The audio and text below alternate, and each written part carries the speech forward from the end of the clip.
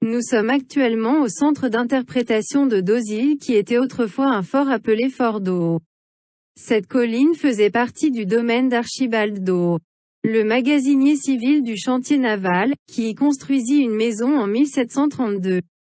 Le terrain a été acquis auprès de Monsieur Doe en 1789 au prix de 8354 livres sterling pour permettre la construction de fortifications visant à protéger la ligne de crête des attaques venant du côté terrestre. Les fortifications ont été construites par les Royal Engineers et comprenaient des murs de pierre destinés à faire paraître les fortifications plus imposantes aux attaquants potentiels qu'elles ne l'étaient en réalité. La maison de Doe était utilisée par les officiers supérieurs de la garnison avant d'être convertie en résidence du gouverneur des îles sous le vent.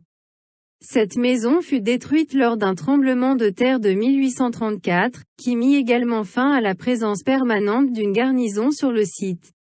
Le port que vous apercevez juste devant, au sud du centre d'interprétation, est le port anglais.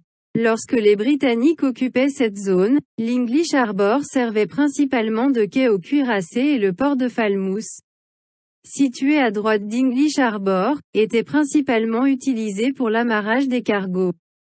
English Harbour et Falmouth Harbour sont d'excellents abris contre les ouragans en raison des collines environnantes qui protègent les bateaux des vents dangereux des ouragans.